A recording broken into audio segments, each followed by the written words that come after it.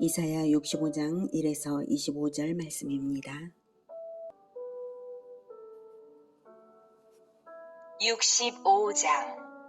나는 나를 구하지 아니하던 자에게 물음을 받았으며 나를 찾지 아니하던 자에게 찾아냄이 되었으며 내 이름을 부르지 아니하던 나라에 내가 여기 있노라 내가 여기 있노라 하였노라. 내가 종일 손을 펴서 자기 생각을 따라 옳지 않은 길을 걸어가는 패역한 백성들을 불렀나니 곧 동산에서 제사하며 벽돌 위에서 분향하여 내 앞에서 항상 내 노를 일으키는 백성이라.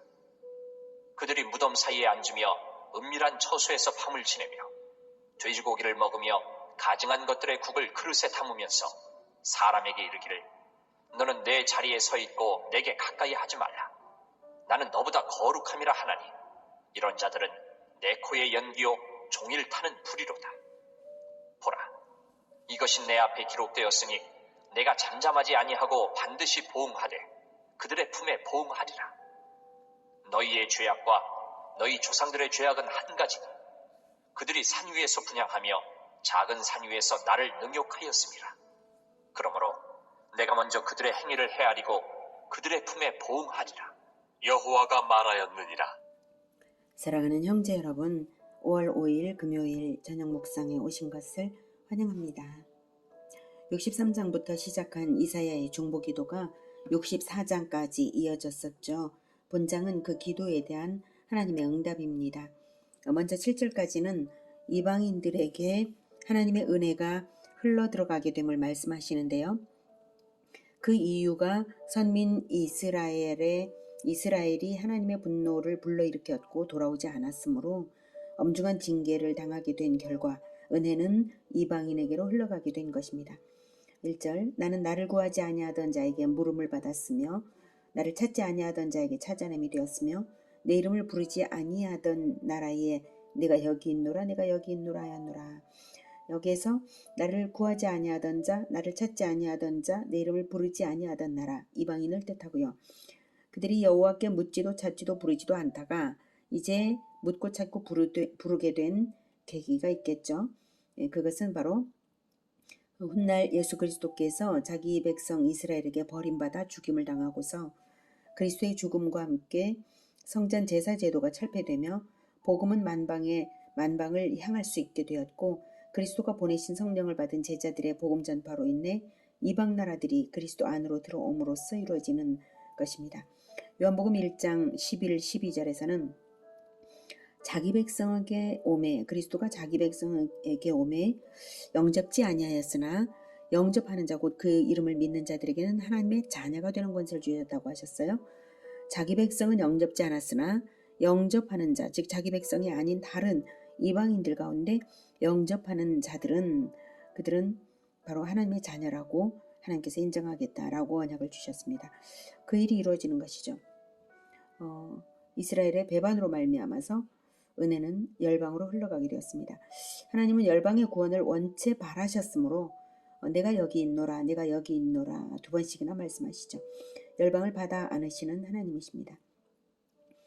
이렇게 복음이 열방으로 퍼지게 된 것은 선민 이스라엘의 반역 때문인데요.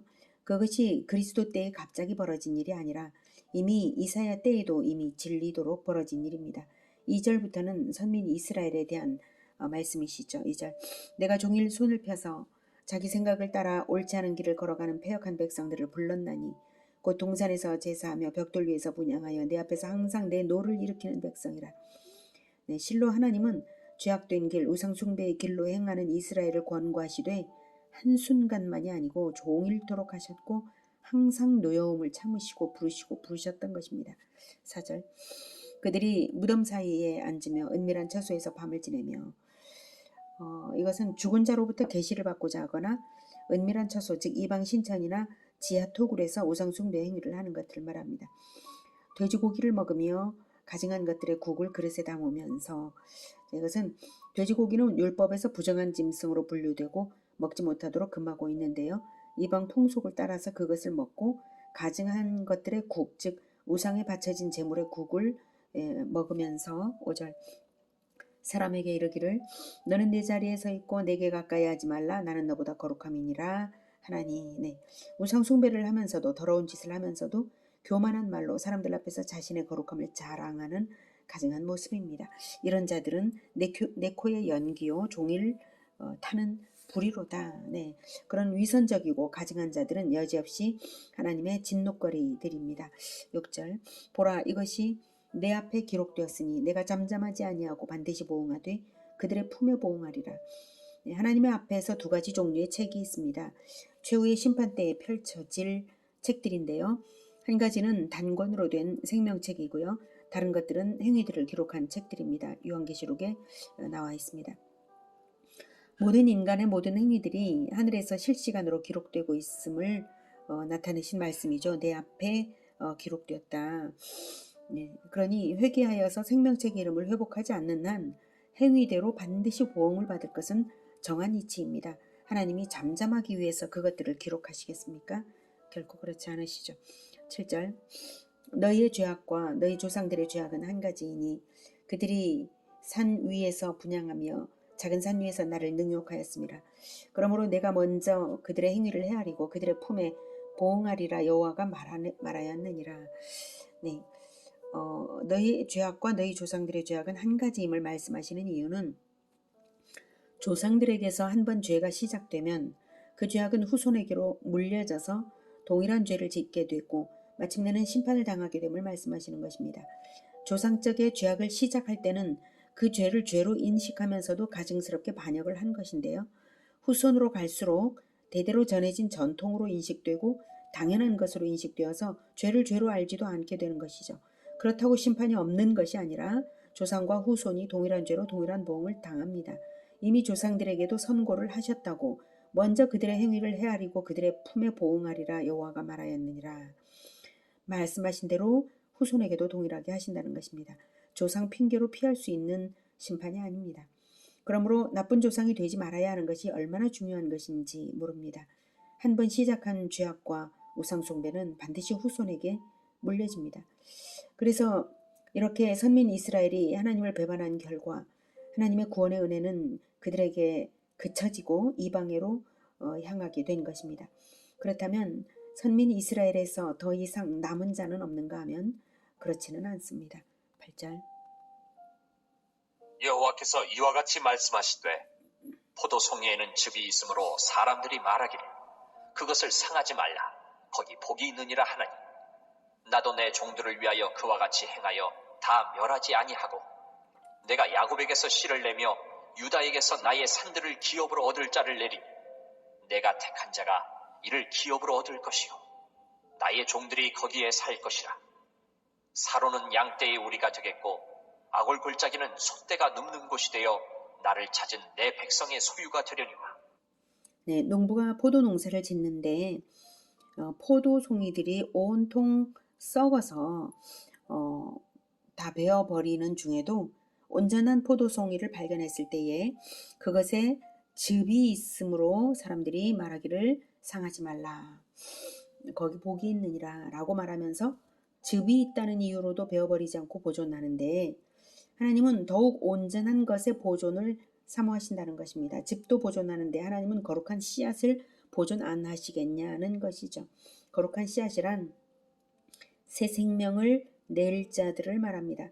여기서 씨앗과 생명이란 거룩한 말씀으로 인해서 영원한 생명을 온전히 가진 것을 말합니다. 언약의 말씀, 진리 말씀을 온전히 가져서 그것을 후손에게 대대로 물려주는 그 지속 가능한 생명력, 그것이 씨앗입니다. 지속 가능한 생명력이 아니라면 거룩한 씨앗이라고 할 수 없겠죠. 진리의 말씀이 반드시 있어야 하고 그것을 배우거나 가르치는 행위가 계속적으로 반복적으로 반드시 있어야 하고 말씀대로의 행실이 반드시 있어야 하는 것입니다. 그런 사람들은 거룩한 씨앗임으로 하나님께서 보존하시겠다는 것이고요. 나의 산들을 그래서 그들에게 나의 산들을 기업으로 얻을 자를 내리니 내가 택한 자가 이를 기업으로 얻을 것이요 나의 종들이 거기에 살 것이라 라고 하나님의 기업을 받을 자격을 그 거룩한 씨앗들에게 인정하시는 것입니다. 거룩성을 잃은 선민 이스라엘은 이제 쫓겨날 것이고요. 거룩한 씨앗들이 누릴 풍요를 10절에서 말씀하시죠. 사로는 양떼의 우리가 되겠고 아골골짜기는 소떼가 눕는 곳이 되어 나를 찾은 내 백성의 소유가 될 것이라고 풍요를 보장하십니다. 사로는 본래 비옥한 지대였으나 북이스라엘의 멸망과 함께 광야처럼 되었고, 아골은 여호수아 당시 아간을 처형한 곳으로 황폐한 지역입니다.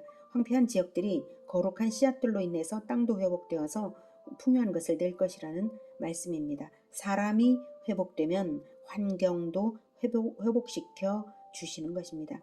이 정도로 보장을 말씀하시는 것에서 알 수 있는 것은 하나님의 목표는 거룩한 씨를 남기는 데에 있다는 것입니다. 오직 남은 자만 구원받는 것입니다. 거룩한 씨앗인 사람들을 남기는 것, 이것이 핵심입니다. 11절. 오직 나 여호와를 버리며 나의 성산을 잊고 가색의 상을 베풀며 무니에게 섞은 술을 가득히 붓는 너희여, 내가 너희를 칼에 붙일 것인즉 다 굽으리고 죽임을 당하리니, 이는 내가 불러도 너희가 대답하지 아니하며 내가 말하여도 듣지 아니하고 나의 눈에 악을 행하였으며 내가 즐겨하지 아니하는 일을 택하였음이니라. 갓은 바알갓이라고도 하는데요. 행운의 여신으로 숭배된 우상이고요. 무니는 수리아의 우상으로 운명의 신으로 숭배되었습니다. 선민 이스라엘이 그런 우상 숭배 짓을 하다가 죽임을 당하는 것은 그러나 우상 숭배를 해서만이 아니라 끊임없이 했기 때문이고 끝까지 회개하지 않았기 때문입니다. 내가 불러도 너희가 대답하지 아니하며 내가 말하여도 듣지 아니하고, 우상 숭배하는 선민 이스라엘을 그래도 돌이키려고 부지런히 부르시고 끊임없이 말씀을 베푸실 때에 그때 돌아왔으면 될 일을 끝내 완고하게 돌아오지를 않아서 심판을 면치 못하는 것입니다. 그러므로 거룩한 씨앗들과 완고한 선민의 운명은 완전히 역전될 것을 13절부터 말씀하십니다. 이러므로 주 여호와께서 이와 같이 말씀하시니라. 보라, 나의 종들은 먹을 것이로되 너희는 줄일 것이니라. 보라, 나의 종들은 마실 것이로되 너희는 칼할 것이니라. 보라, 나의 종들은 기뻐할 것이로되 너희는 수치를 당할 것이니라. 보라, 나의 종들은 마음이 즐거움으로 노래할 것이로되 너희는 마음이 슬픔으로 울며 심령이 상함으로 통곡할 것이며, 또 너희가 남겨놓은 이름은 내가 택한 자의 저주거리가 될 것이니라. 주 여호와, 내가 너를 죽이고 내 종들은 다른 이름으로 부르리라. 이러므로 땅에서 자기를 위하여 복을 구하는 자는 진리의 하나님을 향하여 복을 구할 것이요, 땅에서 맹세하는 자는 진리의 하나님으로 맹세하리니, 이는 이전 환난이 잊어졌고 내 눈앞에 숨겨졌습니다. 이렇게 완전히 역전된 운명이 확연하게 달라져서 진정 복을 구하는 것이 진리의 하나님에게서 나옴을 사람들이 알게 된다는 것입니다. 우상숭배적으로 그저 껍데기로 부르는 외식적으로 종교행위로서 부르는 하나님이 아니라 진리를 알고 배우고 행하여 진리가 진리되게 하는 자들이 맹세하는 진리의 하나님입니다. 그렇게 진리의 하나님으로 맹세하는 자들은 진리대로 살아가는 것이죠. 자기가 맹세한 대로 살아감으로써 그 맹세대로 복받기를 소망하는 것입니다. 이전 환난을 당한 자들도 진리의 하나님을 만남으로써 비로소 이전의 징계의 고통에서 벗어나서 참된 복을 누리며 완전한 평강 가운데 들어가기 때문에 전혀 다시 이전 환난을 당할까 염려할 필요도 없이 아예 환난이 잊혀진다는 것입니다. 그러한 거룩한 씨앗들을 위해서는 하나님께서 마침내 온 역사를 통해서 준비하신 것을 내어 놓으십니다. 17절. 보라, 내가 새 하늘과 새 땅을 창조하나니 이전 것은 기억되거나 마음에 생각나지 아니할 것이라. 너희는 내가 창조하는 것으로 말미암아 영원히 기뻐하며 즐거워할지니라. 보라, 내가 예루살렘을 즐거운 성으로 창조하며 그 백성을 기쁨으로 삼고 내가 예루살렘을 즐거워하며 나의 백성을 기뻐하리니 우는 소리와 부르짖는 소리가 그 가운데에서 다시는 들리지 아니할 것이며, 거기는 날수가 많지 못하여 죽는 어린이와 수완이 차지 못한 노인이 다시는 없을 것이라. 곧 100세에 죽는 자를 젊은이라 하겠고 100세가 못되어 죽는 자는 저주받은 자이리라. 그들이 가옥을 건축하고 그 안에 살겠고 포도나무를 심고 열매를 먹을 것이며, 그들이 건축한 데에 타인이 살지 아니할 것이며 그들이 심은 것을 타인이 먹지 아니하리니, 이는 내 백성의 수한이 나무의 수한과 같겠고 내가 택한 자가 그 손으로 일한 것을 길이 누릴 것이며 그들의 수고가 헛되지 않겠고 그들이 생산한 것이 재난을 당하지 아니하리니 그들은 여호와의 복된 자의 자손이요 그들의 후손도 그들과 같을 것임이라. 그들이 부르기 전에 내가 응답하겠고 그들이 말을 마치기 전에 내가 들을 것이며 이리와 어린 양이 함께 먹을 것이며 사자가 소처럼 짚을 먹을 것이며 뱀은 흙을 양식으로 삼을 것이니 나의 성산에서는 해함도 없겠고 상함도 없으리라. 여호와께서 말씀하시니라. 네, 거룩한 씨들로만 구성된 하나님 나라 공동체를 위하여 궁극적으로 하나님이 준비하신 것은 새하늘과 새 땅입니다. 이것은 요한계시록에서 최종적으로 성취되는 모습을 보여주고 있으므로 요한계시록 21장과 22장 5절까지를 참고하여서 본문을 이해하면 더욱 확연할 것입니다. 요한계시록 21장 보겠습니다. 21장. 또 내가 새 하늘과 새 땅을 보니 처음 하늘과 처음 땅이 없어졌고 바다도 다시 있지 않더라. 또 내가 보매 거룩한 성 새 예루살렘이 하나님께로부터 하늘에서 내려오니 그 준비한 것이 신부가 남편을 위하여 단장한 것 같더라. 내가 들으니 보좌에서 큰 음성이 나서 이르되 보라, 하나님의 장막이 사람들과 함께 있음에 하나님이 그들과 함께 계시리니 그들은 하나님의 백성이 되고 하나님은 친히 그들과 함께 계셔서 모든 눈물을 그 눈에서 닦아주시니 다시는 사망이 없고 애통하는 것이나 곡하는 것이나 아픈 것이 다시 있지 아니하리니 처음 것들이 다 지나갔음이로라. 보좌에 앉으신 이가 이르시되 보라, 내가 만물을 새롭게 하노라. 하시고 또 이르시되 이 말은 신실하고 참되니 기록하라. 하시고 또 내게 말씀하시되 이루었도다. 나는 알파와 오메가요 처음과 마지막이라. 내가 생명수 샘물을 목마른 자에게 값없이 주리니 이기는 자는 이것들을 상속으로 받으리라. 나는 그의 하나님이 되고 그는 내 아들이 되리라. 그러나 두려워하는 자들과 믿지 아니하는 자들과 흉악한 자들과 살인자들과 음행하는 자들과 점술가들과 우상 숭배자들과 거짓말하는 모든 자들은 불과 유황으로 타는 못에 던져지리니 이것이 둘째 사망이라. 7 대접을 가지고 마지막 7 재앙을 담은 7 천사 중 하나가 나와서 내게 말하여 이르되 이리 오라. 내가 신부 곧 어린 양의 아내를 내게 보이리라. 하고 성령으로 나를 데리고 크고 높은 산으로 올라가 하나님께로부터 하늘에서 내려오는 거룩한 성 예루살렘을 보이니 하나님의 영광이 있어 그 성의 빛이 지극히 귀한 보석 같고 벽옥과 수정같이 맑더라. 크고 높은 성곽이 있고 12문이 있는데 문에 12천사가 있고 그 문들 위에 이름을 썼으니 이스라엘 자손 12지파의 이름들이라. 동쪽의 세 문, 북쪽의 세 문, 남쪽의 세 문, 서쪽의 세 문이니 그 성의 성곽에는 12 기초석이 있고 그 위에는 어린 양의 12사도의 12 이름이 있더라. 내게 말하는 자가 그 성과 그 문들과 성곽을 측량하려고 금 갈대자를 가졌더라. 그 성은 네모가 반듯하여 길이와 너비가 같은지라.